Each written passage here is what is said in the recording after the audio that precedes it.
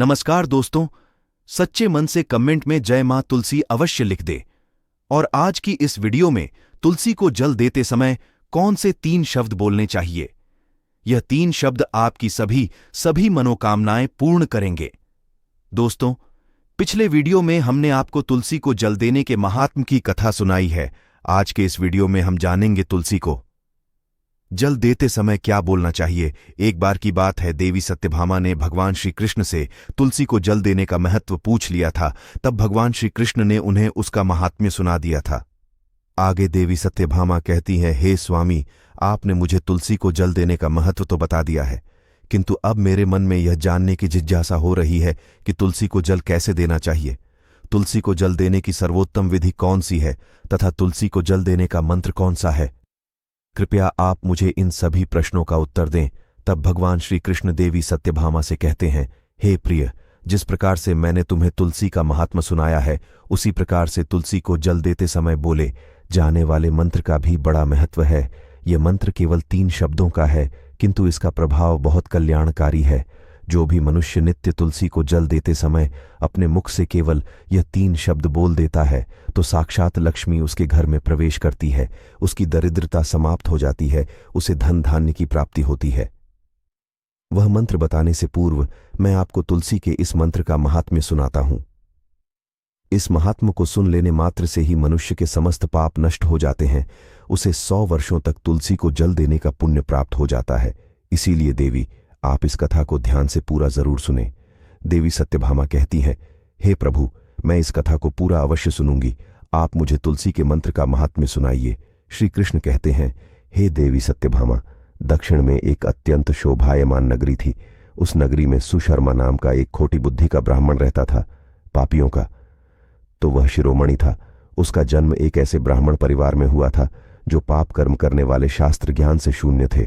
वह जन्म से तो ब्राह्मण था, किंतु कर्म से वह अत्यंत दुराचारी था। वह न पूजा पाठ करता, न ध्यान करता, न जप, न होम और न ही अतिथियों का सत्कार करता था। उसके द्वार पर आए अतिथियों को बिना दान किए ही क्रूरतापूर्वक भगा देता था। स्त्री लंपट होने के कारण वह सदैव ही पराई स्त्रियों में आसक्त रहता था। उसे मदिरा पान करने की भी आदत थी, साथ ही वह मांस खाया करता था। वह दिन में खेत में काम करके पत्ते बेचकर जीविका चलाया करता था और रात्रि में वेश्याओं का सेवन करता था। इस प्रकार से उस ब्राह्मण ने अनेक वर्षों तक जीवन व्यतीत किया। फिर एक दिन वह दुर्बुद्धि सुशर्मा बेचने के लिए पत्ते इकट्ठा करने के लिए एक आर्षि की वाटिका में घूमने लगा और पत्ते तोड़ने लगा। तभी एक काल रूपधारी काले सर्प ने उस ब्राह्मण को काट लिया और उसी समय पर उसकी मृत्यु हो गई। उसके बाद 2 यम के दूत उसे लेने के लिए उस स्थान पर प्रकट हुए और उसे उठाकर यमलोक ले जाने लगे। मार्ग में वह यमदूतों के सामने बहुत विलाप करने लगा, हे दूतों, मुझे कहां ले जा रहे हो? मुझे छोड़ दो, मेरे प्राण बख्श दो। किंतु यमदूत उसे यह कहते हुए ले जाने लगे, अरे दुष्ट ब्राह्मण, तेरे पाप कर्मों के कारण तुझे सांप ने काट लिया है। अब यमराज अवश्य घोर नरक में डाल देंगे। फिर यम के दूत उस ब्राह्मण को लेकर यमलोक पहुंचते हैं और यमराज के सामने खड़े हो जाते हैं। चित्रगुप्त उस ब्राह्मण का लेखा जोखा निकालते हैं और यमराज से कहते हैं, हे धर्मराज, इस ब्राह्मण ने बचपन से लेकर मृत्यु तक पाप ही पाप किया है। इसने कभी कोई पुण्य का काम नहीं किया है। फिर धर्मराज अपने दूतों से कहते हैं, हे दूतों, इस घोर पाप करने वाले ब्राह्मण को उठाकर ले जाओ और इसे नरक में डाल दो। फिर यम के दूत उस ब्राह्मण को ले जाते हैं और नरक की भयंकर अग्नि में धकेल देते हैं अनेक वर्षों तक। नरक में सजा भुगतने के बाद उस ब्राह्मण को दूसरे जन्म में एक बैल का शरीर मिलता है। बैल का जन्म पाकर वह बोझ उठाने का काम करने लगा। उसका मालिक उससे दिन रात काम करवाने लगा। फिर जब उस बैल की शक्ति कम हुई तो उसके मालिक ने उसे एक लंगड़े आदमी को बेच दिया। उस लंगड़े आदमी ने उस बैल को खुद का बोझ उठाने के लिए उपयोग किया। वह उसकी पीठ पर बैठकर घुमा करता था। इस प्रकार से उस बैल ने 8 वर्ष तक उस लंगड़े आदमी का बोझ उठाया। फिर एक दिन वह लंगड़ा आदमी उस बैल की पीठ पर बैठकर किसी ऊंचे पर्वत पर जाने लगता है। उस पर्वत पर बहुत देर तक चढ़ने के कारण वह बैल बहुत थक गया। उसकी शक्ति क्षीण हो गई और कुछ समय बाद वह बैल बहुत जोर से मूर्छित होकर जमीन पर गिर पड़ा और अंतिम सांसें लेने लगा। तभी वहां पर खड़े लोगों को उस बैल पर बड़ी दया आ गई और वे उसके मुख में पानी डालने लगे। फिर उन लोगों में एक पुण्यात्मा व्यक्ति था। उसने उस बैल का कल्याण करने के लिए अपना पुण्य उस बैल को दे दिया। उसे देखकर अन्य लोगों ने भी अपना अपना पुण्य याद करके कुछ पुण्य उस बैल को दे दिया ताकि उसे मुक्ति मिल सके। उसी भीड़ में एक वेश्या भी खड़ी हुई थी। सभी लोग अपना पुण्य उस बैल को दे रहे थे। यह देखकर उस वेश्या ने भी अपना पुण्य ने उस बैल को दे दिया। कुछ देर बाद उस बैल की मृत्यु हो जाती है। फिर उस स्थान पर यमदूत आते हैं और उस बैल के शरीर से उस ब्राह्मण की आत्मा को निकालकर यमलोक ले जाते हैं। यमलोक ले जाने पर उसे यमराज के सामने खड़ा किया जाता है और फिर चित्रगुप्त उसका लेखा जोखा देखते हैं तो वे आश्चर्य में पड़ जाते हैं। उस वेश्या के द्वारा उस बैल को दिया हुआ पुण्य बहुत बड़ा होता है। उस पुण्य के प्रभाव से उसके सभी जन्मों के पाप नष्ट हो जाते हैं।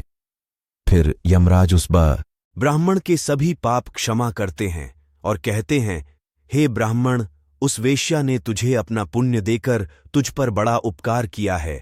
केवल उसी के पुण्य के कारण तुम्हारे सब जन्मों के पाप नष्ट हो गए हैं और यमराज उसे फिर से मनुष्य जन्म प्रदान करते हैं। इस बार वह पृथ्वी पर आकर एक उत्तम ब्राह्मण कुल में जन्म लेता है। उस महापुण्य के प्रभाव से उसे इस नए जन्म में अपने पूर्व जन्म की बातें याद आने लगती हैं। जब वह ब्राह्मण बड़ा हो जाता है तो उसे याद आता है कि पिछले जन्म में जब वह बैल था तब एक वेश्या ने उसे उसका पुण्य दे दिया था। इसीलिए उसके मन में उस वेश्या के बारे में जानने की इच्छा होती है और उस महापुण्य के बारे में जानने के लिए उस वेश्या का पता लगाकर उसे ढूंढते हुए उसके नगर में चला जाता है। वह वेश्या अब बूढ़ी हो चुकी थी। फिर जब उसे वह वेश्या मिल जाती है तो वह उसके सामने जाकर उसे बार बार प्रणाम करता है और उस वेश्या का धन्यवाद करने लगता है। वह वेश्या कहने लगती है, हे ब्राह्मण श्रेष्ठ, आप कौन हैं और किस कारणवश आप मुझ वेश्या को धन्यवाद दे रहे हैं? मैंने आपका कौन सा कार्य किया है जो आप मुझे नमस्कार कर रहे हैं? तब वह ब्राह्मण कहता है, हे माता, मैं वही बैल हूं जिसे तुमने अपना पुण्य दे डाला था। अपने पाप कर्मों के कारण मुझे पिछले जन्म में बैल होना पड़ा था। उस पर्वत पर जब मैं मर रहा था तो तुमने मुझे अपना पुण्य दिया था। तुम्हारे पुण्य के प्रभाव से ही आज मुझे फिर से मनुष्य जन्म मिला है। तुम्हारे द्वारा दिए गए उसी पुण्य के कारण मुझे अपने पूर्व जन्म की सारी बातें याद है। किंतु हे माता, मैं आज यहाँ पर यह जानने के लिए आया हूँ कि तुमने मुझे उस समय पर अपना कौन सा पुण्य दिया था जिस कारण से मेरे सभी जन्मों के पाप नष्ट हो चुके हैं। मैं उस पुण्य के बारे में जानना चाहता। तब वेश्या ने कहा, हे ब्राह्मण श्रेष्ठ, मैंने तो अपने जीवन में कोई पुण्य के काम नहीं किए हैं, किंतु मेरे घर में एक तोता है जो पिंजरे में रहकर हमेशा कुछ बोलता रहता है, जिसे सुनकर मेरा अंतकरण पवित्र हो गया है। उसी तोते के द्वारा बोले गए मंत्र का पुण्य मैंने तुम्हें दान में दिया था। फिर वह वेश्या और वह ब्राह्मण उस तोते के पास जाते हैं और उसे पूछने लगते हैं, हे शुक, तुम कौन सा मंत्र बोलते रहते हो से हमारे जीवन का उद्धार हुआ है? यह मंत्र तुम्हें किसने सिखाया और इस मंत्र का क्या अर्थ होता है? तब उस तोते ने अपने पूर्व जन्म का वृतांत सुनाना आरंभ किया। वह तोता कहने लगा, हे ब्राह्मण श्रेष्ठ, पिछले जन्म में मैं एक ब्राह्मण था। मैं अपने ज्ञान के अहंकार में अंधा हो चुका था। मैंने कभी गुरुजनों का आदर नहीं किया, सदैव ही उनका अपमान किया। मुझे अपने ज्ञान पर इतना अधिक घमंड हो गया था कि जिस कारण से मेरे क्रोध बहुत अधिक बढ़ गए और मैं सभी से द्वेष करने लगा, अन्य मनुष्यों को तुच्छ समझने लगा, विद्वानों का भरी सभा में अपमान करने लगा। फिर कालांतर में मेरी मृत्यु हो गई और मुझे यमलोक ले जाया गया। पूज्य जनों और गुरुजनों का अपमान करने के कारण मुझे तोते के कुल में डाल दिया गया और मेरा जन्म एक तोते के रूप में हो गया। मेरे पाप कर्मों के कारण छोटी अवस्था में ही मेरा अपने माता पिता से वियोग हो गया। फिर मैं पेड़ की डाल पर बैठ रो रहा था तो उसी स्थान से कुछ मुनि जा रहे थे। उन्होंने मेरी दयनीय पुकार सुनी और मुझे लेकर अपने आश्रम में चले गए। वहां उस आश्रम पर उन्होंने मुझे एक सुंदर पिंजरे में रखा और मेरा अच्छी तरह से ख्याल रखा। वे मुझे नित्य भोजन दिया करते थे और पढ़ाते थे। उस स्थान पर वे आर्षि मुनि, उनकी स्त्रियां और बालक सभी नित्य तुलसी के पौधे को जल देते थे और उसके सामने एक मंत्र का जाप करते थे। उन्हीं के मुख बार बार उस मंत्र को सुनकर मैंने उसे रट लिया और तभी से मैं उस मंत्र को जान गया हूं और वही मंत्र में दिन रात बोलता हूं। उस मंत्र के प्रभाव से मेरी कभी मृत्यु नहीं हुई और मेरी आयु 100 वर्ष की हो गई और मैं इतने वर्षों तक जीवित रहा। इसी बीच एक रात को एक चोर उस स्थान पर आ गया और उसने मुझे वहां से चुरा लिया और फिर इस वेश्या ने मुझे उस चोर से खरीद लिया। इस वेश्या के घर पर आने के बाद भी मैं उस मंत्र को बोलता रहता था, जिसे सुनकर इस वेश्या का मन भी पवित्र हो गया और इसने वेश्या का काम छोड़कर भगवान विष्णु की भक्ति करने लगी। उसी मंत्र के प्रभाव से मेरे पूर्व जन्मों के सभी पाप नष्ट हो गए और उसी मंत्र के प्रभाव से इस वेश्या का भी अंतक पवित्र हो गया। हे ब्राह्मण देवता, उसी मंत्र के पुण्य से आप भी पाप मुक्त हो गए हैं। इस प्रकार से तोते ने उस ब्राह्मण को और उस वेश्या को सारा वृतांत सुना दिया, जिसे सुनकर वह ब्राह्मण और वेश्या दोनों ही अत्यंत प्रसन्न हुए और फिर वे दोनों ही नित्य तुलसी को जल देकर उस मंत्र का जाप करने लगे। फिर वह तोता, वेश्या और वह ब्राह्मण तीनों उस मंत्र के प्रभाव से दिव्य विमानों में बैठकर विष्णु लोक को चले गए।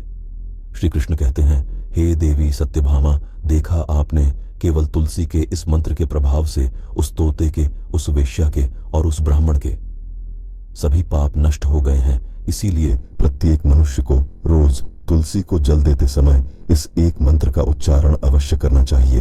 हे देवी, वह मंत्र इस प्रकार है, इसे तुम ध्यान से सुनो। ओम वृंदावन स्वाहा, ओम वृंदावन स्वाहा। श्री कृष्ण कहते हैं कि जो भी स्त्री नित्य तुलसी के समक्ष इस मंत्र का उच्चारण करेगी वह सौभाग्यशाली बनेगी। जो भी पुरुष तुलसी के सामने इस मंत्र का उच्चारण करेगा उसे अक्षय धन की प्राप्ति होगी। जिस घर के सामने नित्य तुलसी की पूजा की जाएगी उस घर में साक्षात लक्ष्मी का वास होगा। तुलसी का यह मंत्र राजकल्पतरु है, यह समस्त फलों को प्रदान करने वाला है। अतः जो भी तुलसी के सामने इस मंत्र का उच्चारण करेगा उसे संपूर्ण सिद्धियां प्राप्त होंगी। स्त्रियों को सदैव ही स्नान करके अपने बाल बांधकर मांग में सिंदूर भरकर नित्य तुलसी को जल देना चाहिए और इस मंत्र का उच्चारण करना चाहिए। रोज तुलसी के पौधे की परिक्रमा करनी चाहिए, इससे सभी दोष नष्ट हो जाए। जाते नित्य शाम के समय तुलसी के पास दीपक जलाना चाहिए और तुलसी के पास बैठकर भगवान विष्णु की आराधना करनी चाहिए। तुलसी के पास दीपक जलाने से मनुष्य को धन धान्य की प्राप्ति होती है। हजारों अमृत के गड्ढों से नहलाने पर भी श्री हरि को उतनी तृप्ति नहीं होती जितनी वे मनुष्यों के द्वारा तुलसी का एक पत्ता चढ़ाने से प्राप्त करते हैं। 1000 गाय के दान से मानव जो फल प्राप्त करता है वही फल तुलसी पत्र के दान से पा लेता है। जो मृत्यु के समय अपने मुख में तुलसी पत्र का जल पा जाता है वह संपूर्ण पापों से मुक्त होकर श्री कृष्ण के धाम जाता है। श्री कृष्ण कहते हैं, पूर्णिमा, अमावस्या, द्वादशी और सूर्य संक्रांति के दिन मध्याह्न काल, रात्रि और अशौच के समय तेल लगाकर बिना स्नान किए अथवा बिना हाथ पैर धोए रात्रि के वस्त्र पहनकर तुलसी के पत्र तोड़ता है वह महापाप होता है। श्राद्ध, व्रत, दान, प्रतिष्ठा तथा देव पूजा के लिए तोड़े हुए तुलसी पत्र बासी होने पर भी 3 रात्रि तक पवित्र ही रहते हैं। तुलसी का एक एक पत्ता ना तोड़कर पत्तियों के साथ अग्रभाग को तोड़ना चाहिए। तुलसी की मंजरी सब फूलों से बढ़कर मानी जाती है। मंजरी तोड़ते समय उसमें पत्तियों का रहना भी आवश्यक माना गया है। पूज्य भाव से पौधे को हिलाए बिना तुलसी के अग्रभाग को तोड़ना चाहिए। इससे पूजा का फल लाख गुना बढ़ जाता है। तुलसी के पत्तों को कभी नाखून से नहीं तोड़ना चाहिए, इससे पाप लगता है। रात्रि में तुलसी के पौधे को स्पर्श ना करें अथवा उसके पत्ते ना तोड़े, ऐसा करना अशुभ माना गया है। रात्रि में तुलसी का पौधा निद्रा अवस्था में होता है, ऐसे में पत्ते तोड़ने पर पाप ही लगता है। गुरुवार के दिन तुलसी के पौधे में थोड़ा सा कच्चा दूध अर्पित करें। दूध चढ़ाते समय ओम नमो भगवते वासुदेवाय इस मंत्र का जाप अवश्य करना चाहिए।